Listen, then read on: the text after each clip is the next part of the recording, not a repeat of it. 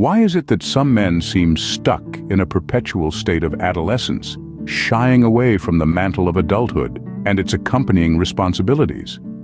This is not a rhetorical question, but a poignant probe into the psyche of the man-child, a term coined by the Swiss psychiatrist Carl Jung.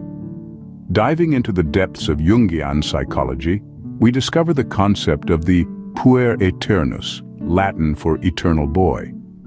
This archetype is characterized by a man who remains emotionally and psychologically stagnant, trapped in the perpetual adolescence of the Peter Pan syndrome. His reluctance to grow up, to shoulder responsibilities, and to face the trials of life is not a mere whimsical choice, but a deep-rooted fear of the unknown, the uncertain, and the uncharted territories of adulthood. The Puer Aeternus is often engulfed by a sense of entitlement, a desire for instant gratification, and an aversion to commitment. He might seem charming, spontaneous, and full of life, but beneath the surface, there's a resistance to embrace the inevitable process of maturation.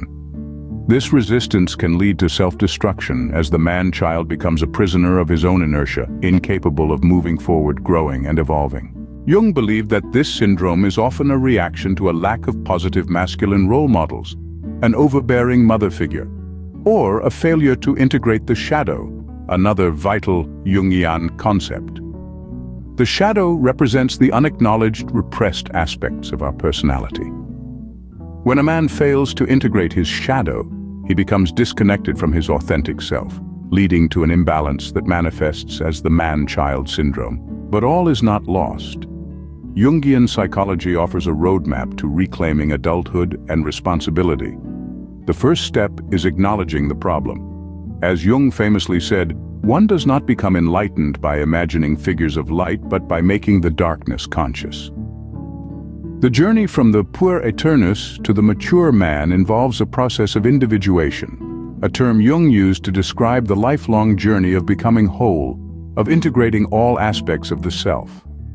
This includes embracing one's shadow, accepting one's flaws and weaknesses, and taking responsibility for one's actions. In the dance of life, it is vital to move with the rhythm of growth and evolution, to gracefully accept the passage of time, and to embrace the challenges and responsibilities that come with it. The man-child must learn to navigate the labyrinth of adulthood, not with fear and resistance, but with courage and acceptance.